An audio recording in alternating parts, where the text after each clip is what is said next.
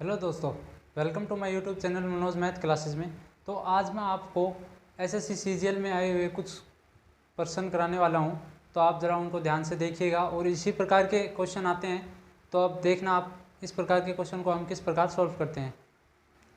तो देखिए हमारा पहला क्वेश्चन, और आज के जो ये क्वेश्चन होंगे प्रश्न होंगे वो सभी रेशियो से सॉल्व करने के लिए होंगे।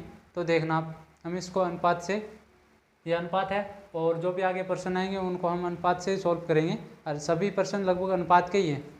ठीक है, तो देखो हमारा पहला क्वेश्चन दिया हुआ है, आप इस क्वेश्चन को पढ़िए। क्या दिया हुआ है इसमें? दिया हुआ है यदि a अनुपात b अनुपात c बराबर 1/4 अनुपात 1/3 अनुपात 1/2 है तो a बटा b अनुपात b बटा c अनुपात c बटा a बराबर हमारे पास क्या होगा। तो ये हमारे पास चारों ऑप्शन है, तो हम क्या करते हैं, इसको सॉल्व करते हैं। तो देखो सबसे पहला तरीका तो क्या हो सकता है कि यहाँ पर जो a बटा b है अनुपात b बटा c है, आप यहाँ पर इनका सीधा मान रख सकते हो। यदि आपकी कैलकुलेशन थोड़ी तेज है या मतलब आप आराम से इन सवालों को कर सकते हो तो देखो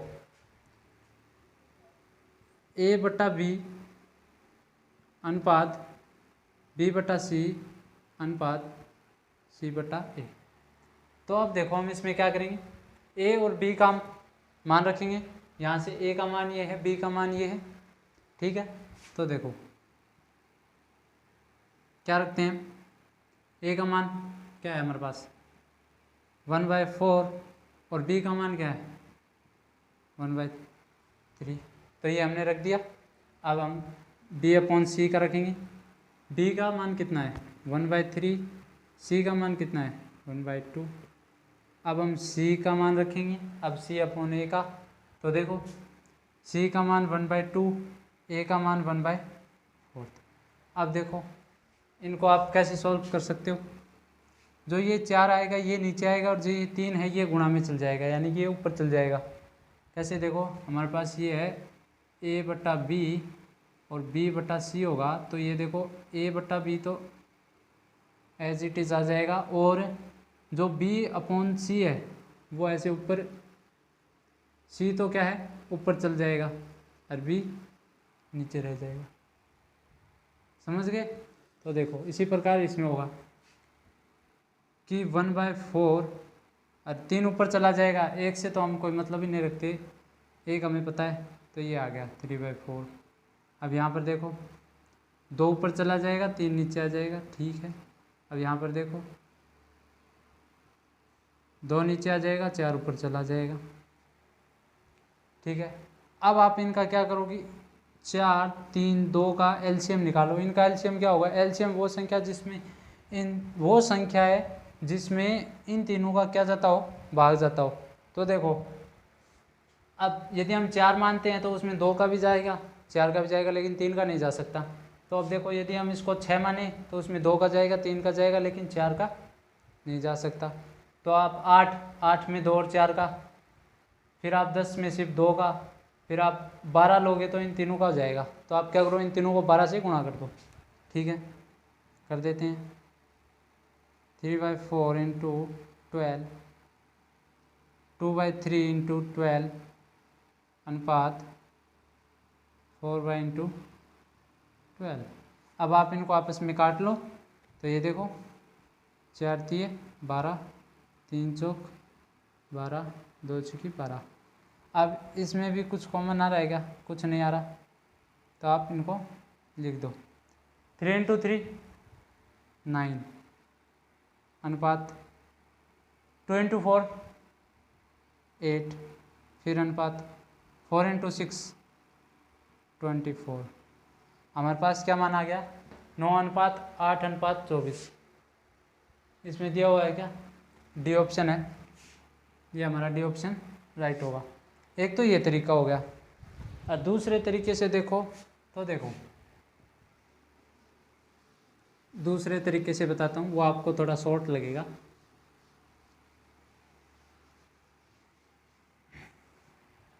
तो देखो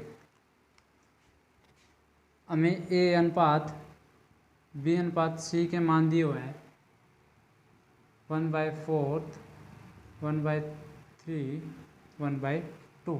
ठीक है, अब आप इनको क्या करो, या तो ए बी सी का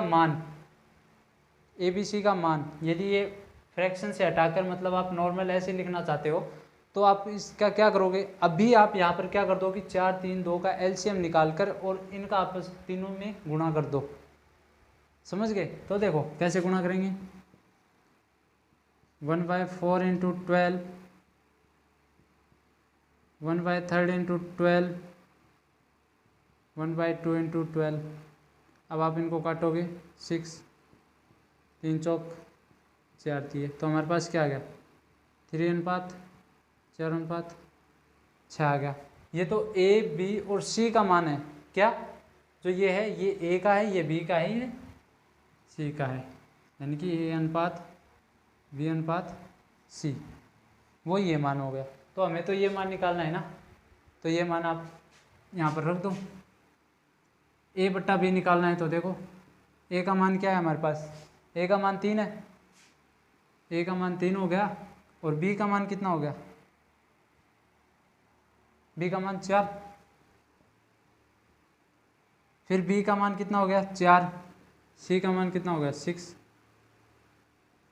सी का मान कितना हो गया 6, और ए का मान यहाँ पर देखो क्या दिया हुआ है 3। अब आप यहाँ पर काट सकते हो तो 2, और यहाँ पर 2 3 2 दूनी। अब देखो, अब इसमें क्या होगा कि अब आपको यहाँ पर 3/4 अनुपात 2/3 और 2 है, तो हमें इसके नीचे कुछ नहीं है तो इसका हम 1 मान लेंगे। अब 1 3 और 4 का एलसीएम निकालोगे तो 12 आएगा, आप इनका आपस में 12 से गुणा करोगे तीनों का, जो भी आंसर आएगा वे ये आएगा। तो हमारा ऑप्शन क्या होगा, डी, यानी कि 9:8:24। तो समझ में आ गया होगा आपको ये सवाल हमें कैसे करना है। इनको नॉर्मल फॉर्म में ऐसे लाने के लिए, जैसे ये नॉर्मल फॉर्म में लाने के लिए ये निचली वाली संख्या है, इनका क्या निकालना होता है, एलसीएम निकालना होता है। यदि हमारे पास ये 2 होते तो हम क्या करते कि 3 का इधर गुणा कर देते, 4 का इधर गुणा कर देते, ये दोनों ऑटोमेटिक, और ये हट जाते नीचे से। क्यों हट जाते, क्योंकि देखो 4 और 3 का यदि आप एलसीएम निकालते तो क्या था आपका 12 एलसीएम आता, आप 12 का इधर गुणा करते, 12 का इधर करते, तो 3 चौक 12 हो जाता, और 4 3 12 हो जाता, तो ये 3 यहाँ पर हो गया और 4 यहाँ पर हो गया। तो देखिए अब हमारा नेक्स्ट सवाल ये दिया हुआ है, आप इस सवाल को पढ़िए एक बार, क्या दिया हुआ है इसमें। 3 संख्याओं का योग 280 है, यदि पहली और दूसरी संख्या के बीच का अनुपात 2:3 है और दूसरी और तीसरी संख्या के बीच का अनुपात 4:5 है, तो दूसरी संख्या ज्ञात करें। अब जो ये प्रश्न है ये क्या है कि SSC CGL 2019 में आया हुआ है, तो इसको किस तरह से सॉल्व करते हैं। तो देखो सबसे पहले आप देखो कि 3 संख्याओं का योग, हमारे पास कोई भी 3 संख्या मान लेते हैं हम, इनका योग करना है। एक संख्या A हो गई, एक B हो गई, एक C हो गई, टोटल कितनी होगी 280, यानी कि उनका योग 280 है। ठीक है, अब देखो हमें क्या दिया, पहली और दूसरी संख्या, पहली और दूसरी संख्या A और B, क्या होगा A और B, A और B का अनुपात क्या दिया हुआ है 2:3। ठीक है, और दूसरी और तीसरी यानी कि B और C का क्या दिया हुआ है, ये यहाँ पर B/C क्या दिया हुआ है हमें 4:5। ठीक है, अब आपको क्या करना है कि इन तीनों को, यानी कि इनको A B और C, यानी B का एक मान निकालना है। जो यहाँ पर हमें B का देखो, B A के साथ भी है, B C के साथ भी है, इनको हमें मिक्स करना आना चाहिए। ये मैंने आपको पहली वीडियो में बताया था। क्या करते हैं, A जो भी कॉमन होगा ना उसे हमें बीच में लाना है। अब इनमें कॉमन देखो कौन सा है, B कॉमन है, B क्या है दोनों तरफ है, तो B को बीच में लाना है। ठीक है, A और B का मान लिख देते हैं हम 2:3, B और C का मान लिख देते हैं हम 4:5। अब मैंने आपको बताया था इस तरह के सवाल को सॉल्व करना कि यहाँ पर खाली स्थान से जो भी पहले हो या खाली स्थान के बाद में हो, तो हमें जो संख्या दी हुई है पहले और बाद वाली वही संख्या क्या है खाली स्थान में उतारनी है। तो ठीक है, यहाँ पर 3 उतार देते हैं, यहाँ पर 4 लिख देते हैं। अब इनका आपस में क्या करते हैं, गुणा करते हैं। तो 5 तिये 15, 4 तिये 12, 4 दूनी 8। ठीक है, हमारे ये संख्या हो गई। अब आप इनको क्या करो कि इन तीनों का यानी कि ये क्या है, ए और बी सी, ये क्या है आप मुझे बता सकते हो कि ये क्या है?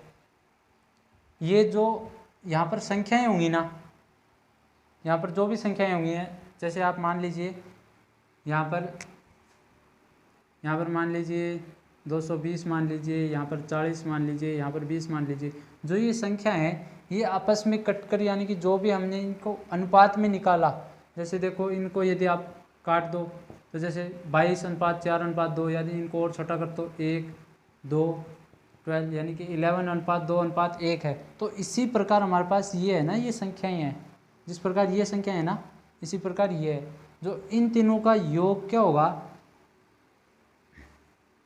इसके बराबर होना चाहिए। ये अनुपात में, हमें ये रियल संख्या नहीं पता, हमें क्या ज्ञात करनी है, हमें रियल संख्या निकालनी है। समझ गए आप? देखो अब रियल संख्या निकालने के लिए हम क्या करेंगे, इन तीनों को जोड़कर इसमें भाग दे देंगे, फिर जो भी एक रेशियो का मान आएगा, यानी कि हमें एक का मान निकालना होता है। आप ध्यान रखना कि कभी भी रेशियो में एक का मान निकालना होता है। मैंने आपको पिछली वीडियो में बताया था कि हम जैसे दोनों का अंतर निकाल कर, जैसे 2 = 4 आता था तो हम 1 बराबर निकालते थे, यानी कि 1 था ना वो हमारा क्या था, x था। यदि आप इसमें x मानना चाहो तो देखो तीनों को x से गुणा किया, तीनों को जोड़ो, 12 और 8 20, 20 और 15 35। ठीक है, तो इन का योग आ गया 35x। ठीक है, 35x बराबर हमारे पास क्या होगा, 280। ये यहाँ पर गुणा में है, ये यहाँ पर क्या आ जाएगा, भाग में आ जाएगा। अब आप मुझे 280 में 35 का भाग जाएगा, पूर्णतः भाग जाता है क्या, 280 में 35 का आप भाग दो, 7 पंजे 35, 728, 5 5 8 40। ठीक है, हमारे पास मान आ गया 8, x का मान आया है 8। अब x को आप इन तीनों से क्या करो, गुणा कर दो। देखो 8 8 64, 12 8 96 और 15 8 कितना हो गया, 15 8 कितना हो गया,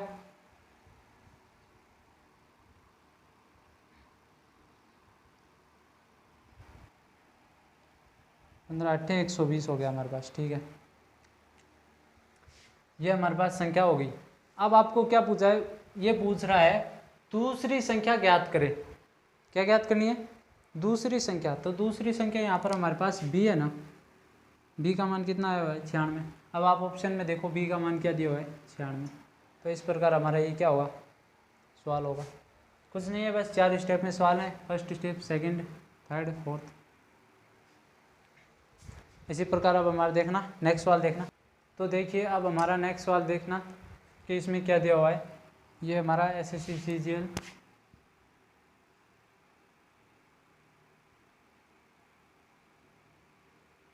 2019 का प्रश्न है।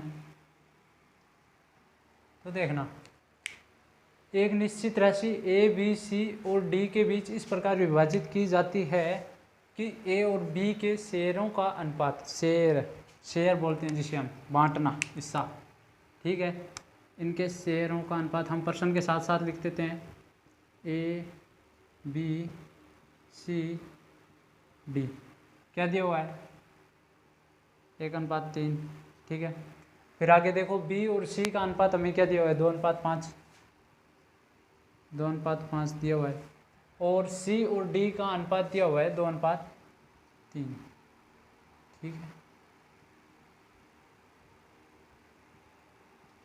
अब आपको पता है इस तरह के प्रश्न को किस तरह से हल किया जाता है। तो देखो मैंने कहा था खाली स्थान से पहले जो भी संख्या है, 3 है, यहाँ पर भी 3 हो गया, यहाँ पर 5 हो गया, यहाँ पर 2 हो गया, यहाँ पर 2 हो गया, यहाँ पर 2 हो गया। अब देखो आप अब इनको आप आपस में क्या करो, गुणा करो। ठीक है, 2 दूनी 4, 4 एकम 4। ठीक है, 2 दूनी 4, 4 तिये 12, ठीक है। 5 तिये 15, 15 दूनी 30, ठीक है। 5 तिये 15, 15 तिये 45, ठीक है। अब आप एक चीज़ और देखना, आगे क्या दिया हुआ है, ए और सी के शेयरों का अंतर, शेयर यानी कि शेयर बोलते हैं जिसे हम, ये शेयरों का अंतर 3510 है, तो डी का हिस्सा क्या होगा, डी का हिस्सा बताना है हमें में से कौन सा होगा। तो देखो हम क्या करते हैं, सबसे पहले देखो ए और सी का जो अंतर है ना, यहाँ पर इन दोनों का अंतर कितना है, यहाँ पर अंतर कितना है, यहाँ पर अंतर आप कहोगे 30 में से 4 गए तो हमारे पास अंतर बचा 26, और वो 26 किसके बराबर होगा, 3510 के बराबर होगा। अब मैंने आपको रेशियो में एक बात बताई थी कि हमें हमेशा एक का मान काटना होता है, फिर जो भी यहाँ पर संख्या दी होगी उनको आपसे गुणा कर दोगे तो वो पता चल जाएगा, ठीक है। अब हम 3510 में 26 का भाग देते हैं तो हमारे पास कितना आएगा, आप देखना, 26 एकम 26 9 1, 26 78, फिर 13 13 130, 26 पंजे 130, ठीक है।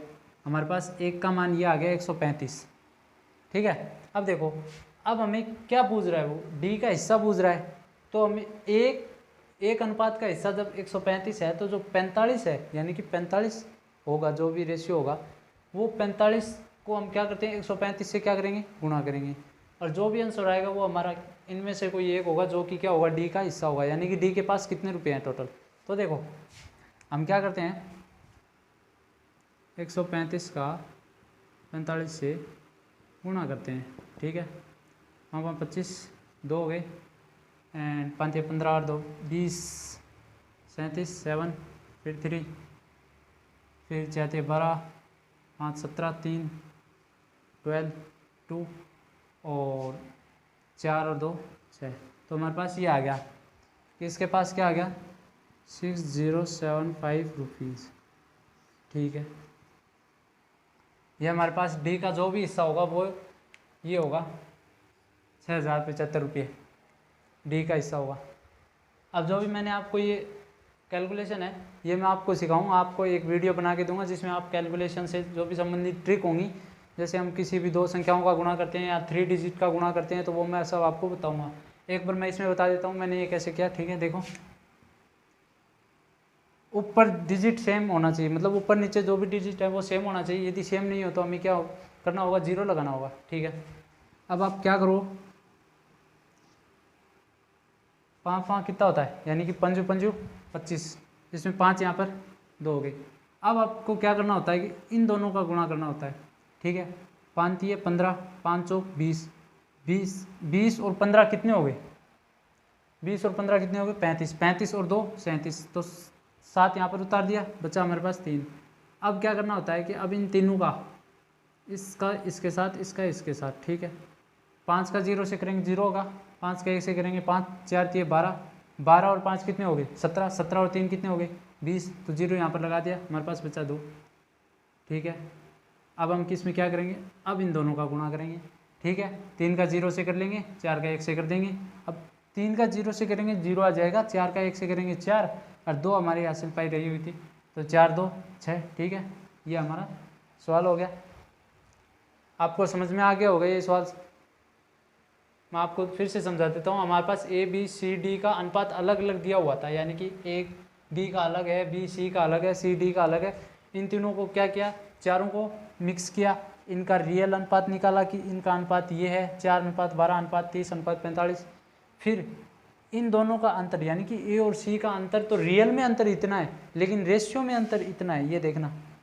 रियल में यानी कि रुपयों में अंतर इतने का है और रियल में कितने का है 26 का, तो 26 को 3050 510 के बराबर रख दिया। अब हमें तो एक का मान निकालना था, ठीक है, तो एक का मान हमारे पास 135 आ गया, 135 को 45 से गुणा कर दिया, ये हमारा सवाल हो गया। तो देखिए हमारा नेक्स्ट सवाल में क्या दिया हुआ है, एक बार आप इसको पढ़ लीजिए अच्छी तरह से। इसमें दिया हुआ है x रुपये, यानी कि जो भी राशि होगी x रुपये, हमें x राशि क्या करनी है देखते हैं।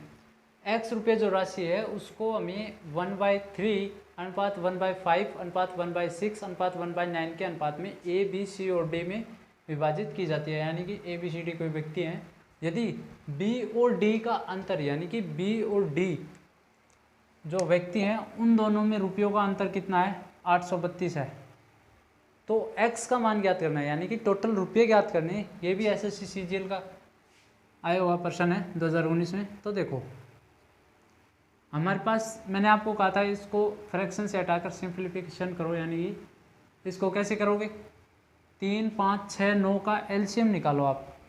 अब इसका एलसीएम तो आपको देखो कैसे निकालोगे, कट गए, और इसका एलसीएम आ जाएगा आपका 90 आ जाएगा। क्यों आ जाएगा, क्योंकि देखो यदि आप 45 मानते हो तो उसमें 3 का भाग जा सकता है, 5 का भी जा सकता है, 9 का जा सकता है, लेकिन 6 का नहीं जा सकता। क्या नहीं जा सकता, 6 का नहीं जा सकता। अब 45 से आगे आप कोई संख्या सोचो, उसमें भी देखो कि 6 में बहुत कम जाने के चांस है, क्यों, जिसमें 5 का जाएगा उसमें 6 का तो सिर्फ 30 तक आता है, वहाँ तक जाता है, और 60 तक भी जाता है। उसके बाद 60 में इसका नहीं जाता, पूर्णतः भाग नहीं जाता, पूर्ण भाग जाना चाहिए, तो ठीक है। तो हमारा इसका एलसीएम 90 हो गया, 90 हो गया। तो अब आप इन सबको क्या करो, 90 से गुणा करो। हमारे पास ए अनुपात बी अनुपात सी अनुपात डी। तो देखो 1/3 को 90 से गुणा करो, ठीक है, 1/5 को 90 से गुणा करो, ठीक है, और 1/6 को 90 से गुणा करो, ठीक है, और 1/9 को 90 से गुणा करो, ठीक है।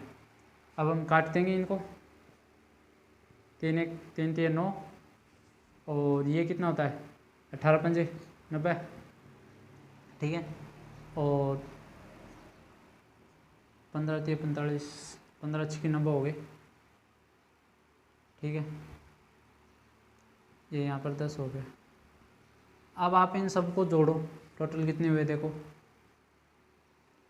30 10 40 हो गए, 40 और 15 कितने हो गए, 55 हो गए, और 55 और 5 60 70 78 73 हो गए, 78 नहीं 73। ये हमारे पास टोटल 73 रुपये हो गए। ये हमारा रेशियो में है। अब आप देखना इनका मान हमारे पास क्या है, 18 15 और 10, ठीक है। अब देखो बी और डी का क्या दिया हुआ है, अंतर दिया हुआ है 832। अब यहाँ पर बी कौन सा है, डी है, इन दोनों का अंतर, इन दोनों में अंतर कितना है, 8 का। ये तो रेशियो में अंतर है, रियल में अंतर इतने का है, तो हम इसको 832 के बराबर रख देंगे। तो हमारा 1 का मान निकालना है, ठीक है, 832 का 8 में भाग दे देंगे, 8 एकम 8 0, क्योंकि ये 2 संख्या लगता है उतनी, 832, ठीक है।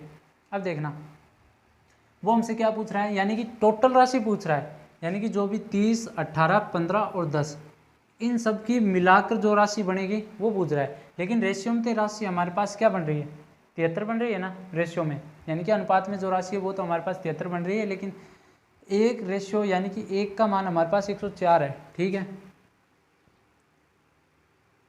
तो हम क्या करते हैं, 1 का मान यदि हमारे पास मान लीजिए 104 है, तो हमें 73 का करना है ना, तो 73 का हम क्या करेंगे, 104 से गुणा करेंगे, ठीक है। तो अब आप 104 को 73 से गुणा कीजिए। मैंने आपको कहा था 3 0 4 3 12 2 1 7 चौक 28, क्योंकि इसका 0 हो जाएगा, 28 9 2, फिर आप इन तीनों का देखना, इसका 0 हो जाएगा, इसका 0 हो जाएगा, बच्चा इसका 3 3 2 5, फिर यहाँ पर इसका 0 ऑटोमेटिक है 7, ठीक है। तो हमारे पास ये आ गया, और इसका तो 0 हो ही गया, ठीक है। अब देखो यदि यहाँ पर 0 नहीं होता तो यहाँ पर गुणा करते हुए और संख्या आती, ठीक है। तो हमारे पास टोटल रुपया है 7592, यानी कि हमारा ऑप्शन क्या होगा, ए। आपको ये सवाल समझ में आ गया होगा कि हमने ये कैसे किया। मैंने आपको कहा इसको सबसे पहले शॉर्ट फॉर्म में, जैसे 30 18 15 10 इस रूप में निकालो फ्रैक्शन को, फिर इनमें जो आपको कंडीशन दी हुई है बी और डी की अंतर की, तो वही डिफरेंट यहाँ पर होगा। लेकिन ये यहाँ पर डिफरेंट है, ये रेशियो में है और वो हमें रुपयों में बता रखा है, तो जो यहाँ पर रेशियो होगा, लेकिन ये रेशियो वाले रुपये हैं, यानी कि है तो ये रुपये लेकिन ये बहुत छोटे, यानी कि रेशियो में है। इन सब का शॉर्ट फॉर्म क्या है? 30, 18, 15, 10। समझ गए? तो देखिए अब हमारा नेक्स्ट सवाल, यह आपका आयु से रिलेटेड है। ये मैंने आपको बताए हुए हैं इस प्रकार के प्रश्न, तो देखना। इस बार मैंने ऑप्शन नहीं दिए, इस बार आप ऐसे ही। अरे SSC CGL का प्रश्न है 2019 का, तो ठीक है। ए और बी की वर्तमान आयु का अनुपात 3:5 है। यदि अब से 5 वर्ष बाद उनकी आयु का अनुपात 13:20 हो जाता है तो बी की वर्तमान आयु ज्ञात कीजिए। ठीक है, देखते हैं। ये हमारे पास ए है, कोई व्यक्ति है, ये बी है।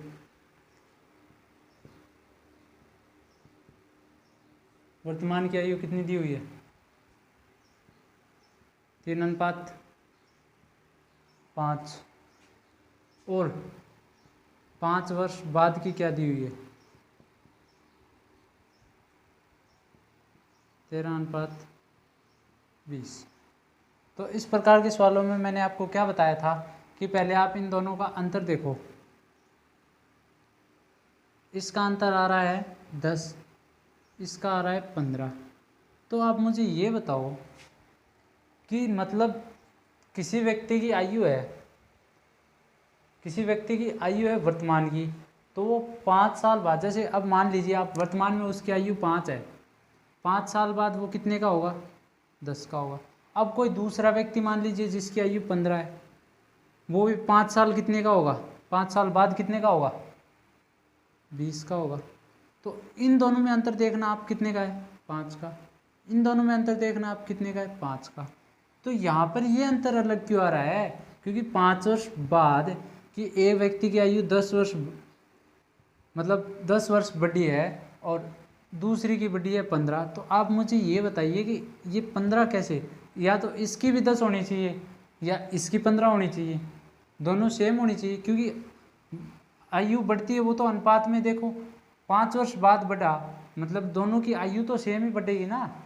जैसे 5 है, 5 वर्ष का है, अब वो 10 वर्ष का होगा, तो अब इन दोनों का अंतर 5 हो गया। और कोई व्यक्ति 15 वर्ष का है और उसकी आयु 5 वर्ष बाद 20 की हो जाएगी, तो अब मुझे बताओ इन दोनों में अंतर 5 का है कि नहीं? तो इसी प्रकार ये है कि इन दोनों का अंतर सेम करना पड़ेगा हमें। तो सेम करने के लिए मैंने क्या बताया था आपको रूल, कि इन दोनों का अंतर निकालो आप ऊपर वाले के, यानी कि वर्तमान का, और जो भी 5 वर्ष बाद का दिया है, तो 5 और 3 इन दोनों का अंतर 2 हो गया, इनमें अंतर हो गया 7 का। अब क्या करते हैं, इस 7 को इधर इन दोनों से ही गुणा करते हैं, और जो ये 2 है इसको हम इधर नीचे गुणा करते हैं। ठीक है, कर दिया। अब देखना,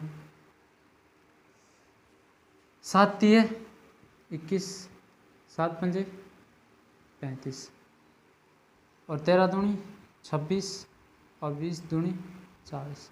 अब देखो, अब अंतर सेम हुआ कि अब देखो मैंने नया वाला रेशियो निकाला है, तो अब हम इस नए वाले रेशियो के हिसाब से क्या करेंगे, इस प्रश्न को करेंगे। अब ये पुराना रेशियो है, इसको हम मिटा देंगे। ठीक है, अब इसका कोई काम नहीं है। तो अब देखो आप, इसकी भी 5 वर्ष बढ़ रही है, इसकी भी 5 वर्ष बढ़ रही है कि नहीं?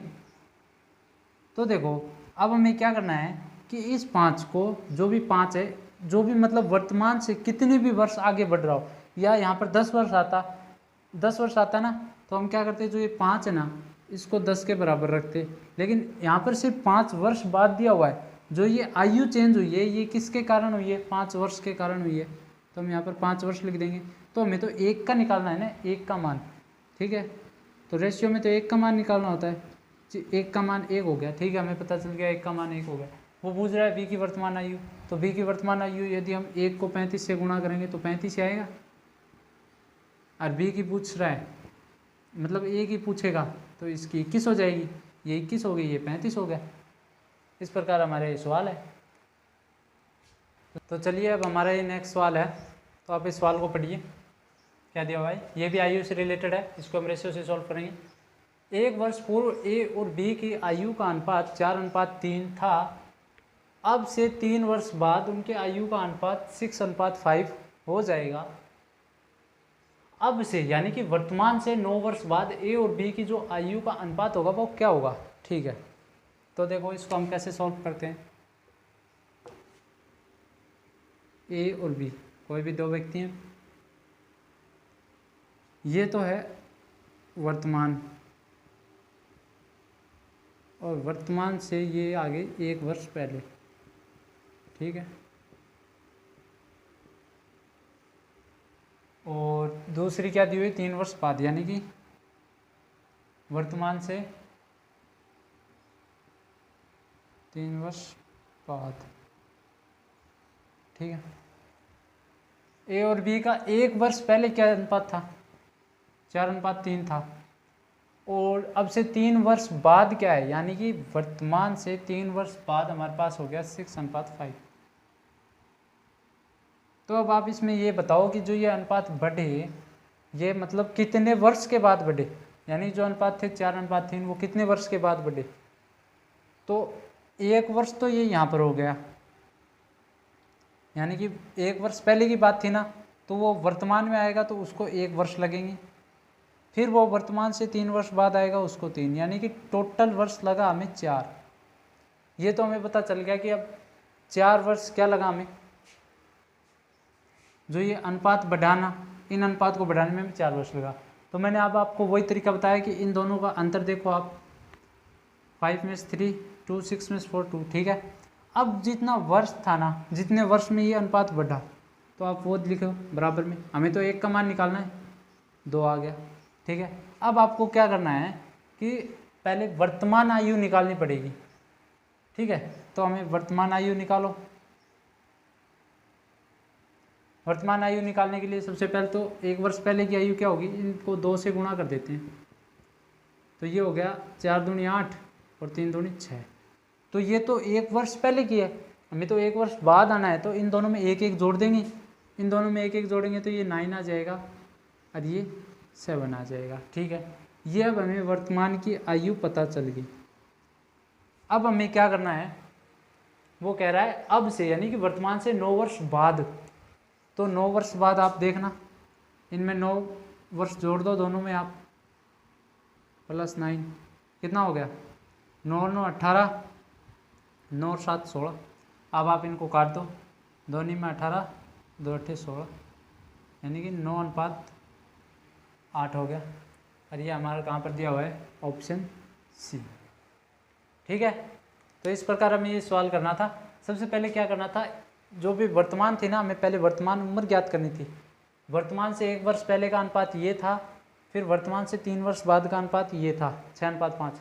अब आपको करना क्या है कि देखो, जो ये दिया हुआ है हमें, जो ये 4 से अनुपात बढ़ा, यानी कि जो 4 से हमारी आयु 6 हुई और 3 से हमारी आयु 5 हुई, यानी कि अनुपात में हुई, तो वो किस कारण से हुई, यानी कि क्या कारण था कि जो हमारी ये आयु बढ़ी।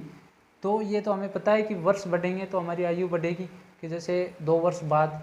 ठीक है, तो अब इसमें वर्ष का अंतर कितनों का है, वर्ष का अंतर तो है 4 का, लेकिन रेशियो में यानी कि वैसे कितने का है, ये तो रियल में 4 वर्ष का है, लेकिन रेशियो में कितने का है। रेशियो में तो वो मान लीजिए यहाँ पर कितना था, 3 से 5, 2 का बढ़ रहा है, इधर भी 2 बढ़ रहा है, लेकिन रियल में तो 4 था ना, रियल में तो 4 वर्ष थी। तो फिर हमारे पास 1 का मान 2 आ गया। अब हमने 2 का इन दोनों से गुणा किया, 1 वर्ष पहले वाली आयु से, फिर इनमें क्या वर्तमान में आए, वर्तमान में नहीं आते तो आप क्या करते, सीधा 10 भी जोड़ सकते थे, 10 जोड़ते तो आप 18 और ये 6। ठीक है, हमारे ये सॉल्व हो गया। तो चलिए अब हम अपने नेक्स्ट सवाल की ओर चलते हैं। अब हमारा नेक्स्ट सवाल पढ़िए एक बार आप। इस सवाल में दिया हुआ है x और y के मासिक आय का अनुपात है वो 5:4 है, और उसके मासिक व्यय का अनुपात 9:7 है। यदि y की आय x के व्यय के बराबर है, x और y की बचत का अनुपात ज्ञात करें। आपको समझ में तो आ रहा है ना, ये छोटे छोटे अक्षर लिखे हुए हैं वो। यदि नहीं समझ में आ रहा तो आप अपने कमेंट बॉक्स में लिखिए। मैं फिर इनको थोड़ा और बड़ा साइज़ में लिखूँगा अगली बार, अगली वीडियो में जो भी पढ़ाऊँगा मैं, ठीक है। तो देखो इस प्रकार के सवाल में क्या दिया हुआ है। एक तो हमें दी हुई है आय। आय मतलब जानते हो आप, उसकी इनकम क्या होती है। एक तो होता है एक्सपेंडिचर यानी कि उसका खर्च और सेविंग्स, इन दोनों को मिलाकर क्या बनती है, इनकम। अब यदि हमें एक्सपेंडिचर ज्ञात करना है तो सेविंग्स इधर आ जाएगा, ये पॉजिटिव है तो इधर नेगेटिव आ जाएगी, यानी कि इनकम में से सेविंग्स घटाएंगे तो हमारे पास खर्च आ जाएगा, यानी कि आय में से व्यय बराबर खर्च। यदि बचत पता करना है तो हमें आय में से खर्च कर देंगे और जो बचेंगे वो हमारा क्या होगा, बचत होगा, ठीक है। तो सबसे पहले देखो दो व्यक्ति हैं एक्स और वाई। एक तो उनकी आय का अनुपात क्या है, 5:4। दूसरा उनका व्यय यानी कि उनका खर्च कितना है, 9:7, ठीक है। अब वो क्या कह रहा है, अब वो सवाल में ये कह रहा है, देखो अब इसमें एक कंडीशन, मतलब अब हमें इसमें ज्ञात करने के लिए तो कह रहा है बचत। बचत कैसे ज्ञात होगी, आय में से हम खर्च निकाल देंगे, वो हमारा क्या हो जाएगा, बचत, ठीक है। तो अब देखो यहाँ पर एक कंडीशन दी है इसने यहाँ पर कि जो y की आय है वो x के व्यय के बराबर है, यानी कि y की जो आय है ये वो किसके बराबर है, इसके बराबर है, इसके क्या है, बराबर है। तो अब आपको क्या करना होगा, आप देखो यहाँ पर तो 4 दिया हुआ है, यहाँ पर 9 दिया हुआ है, तो इन दोनों को क्या करना है, हमें बराबर करना है, इसको भी बराबर करना है, इसको भी बराबर करना है, यानी कि दोनों का मान सेम करना है। तो देखो क्या करेंगे, 9 का इधर गुणा कर देंगे। अब 9 का इधर गुणा किया है तो अनुपात में तो पता है आपको इधर भी गुणा होगा, ठीक है, 9 का इधर भी गुणा हो गया। अब 4 का गुणा नीचे करेंगे तो अनुपात में पता है आपको गुणा दोनों तरफ ही होंगे। अब आपको क्या करना है, 9 पंजे 45, 9 चौक 36, 9 चौक 36 और 7 चौक 28। अब देखो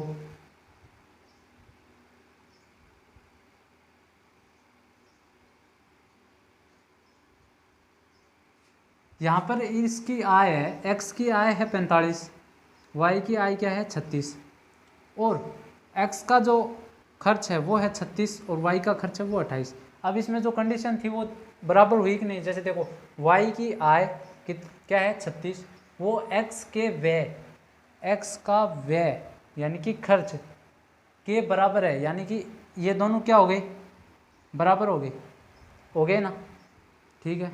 तो अब हमें करना क्या है, इनकी जो टोटल आय है उसमें से हमें इनको घटाना है। अब हम इसको छोड़ देंगे, तो ये मैंने मिटा दिया, ठीक है। अब जो टोटल आय है उसमें से इसको घटा दीजिए और जो अनुपात आएगा वो इनमें से कोई एक अनुपात होगा। तो देखिए 45 में से 36 गए तो हमारे पास कितने बचेंगे, 9। 36 में से 28 गए तो हमारे पास कितने बचेंगे, 8। 9:8, यानी कि हमारा राइट आंसर होगा सी। तो आपको समझ में आ गया होगा। यदि ये सवाल नहीं समझ में आया आप इसको दोबारा रिवाइंड करके देखना इस वीडियो को, आपको ये सवाल डेफिनेटली समझ में आ जाएगा। तो चलिए अब हम चलते हैं अपने नेक्स्ट सवाल की ओर। तो अब हमारा क्या सवाल दिया हुआ है, एक बार आप इसको पढ़ लीजिए। हमें दिया हुआ है ए और बी की मासिक आय 3:5 है और उनकी बचत का अनुपात 2:3 है। यदि बी की आय ए की बचत के 3 गुना के बराबर है तो ए और बी की जो व्यय का अनुपात ज्ञात करो, ठीक है। सबसे पहले ए और बी की क्या लिखते हैं, आय। आय का अनुपात कितना है, 3:5 है, ठीक है। दूसरी चीज़ हमारे पास क्या है, बचत है क्या, ठीक है, बचत दिया हुआ है 2:3। अब देखना, अब हमें क्या दिया हुआ है कि जो बी की आय है वो ए की बचत के 3 गुना के बराबर है। तो इसमें क्या करना होगा, देखो बी की क्या होगी, आय कितनी है इसकी, आई कितनी दी हुई है बी की 5,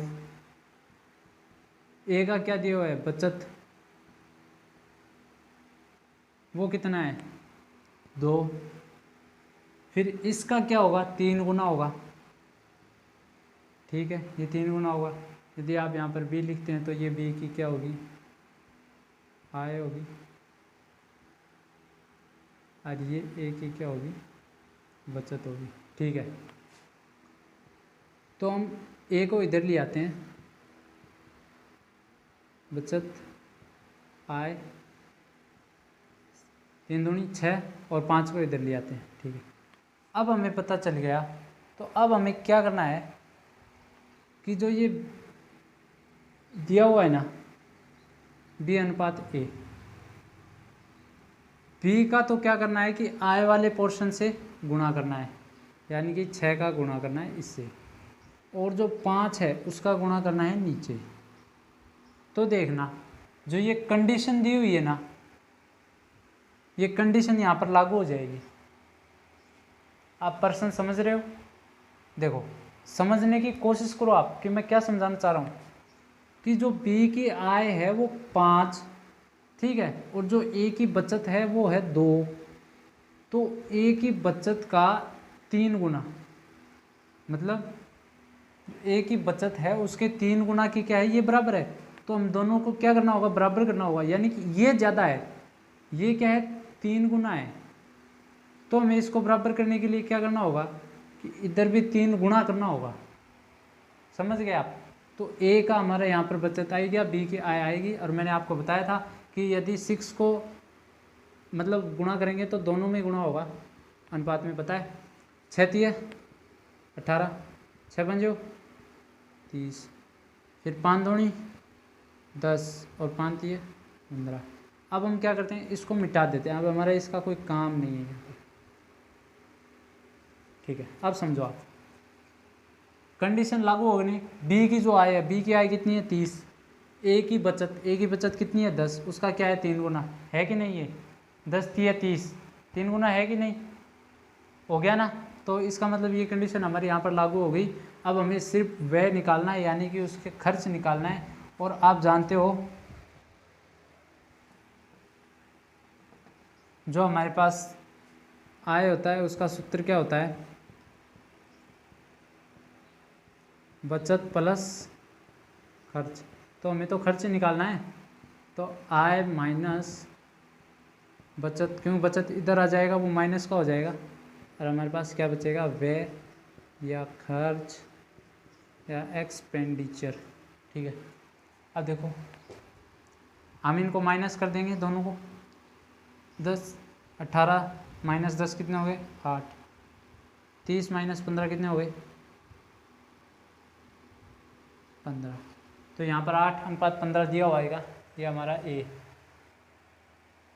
ठीक है। तो इस प्रकार हमारा ये सवाल है, और सवाल मैं आपको नेक्स्ट वीडियो में कराऊंगा, और आप जुड़े रहिए मेरे यूट्यूब चैनल से, और मेरे चैनल को लाइक कीजिए, सब्सक्राइब कीजिए और शेयर भी कीजिए, ज़्यादा से ज़्यादा अपने दोस्तों को शेयर कीजिए, और धन्यवाद।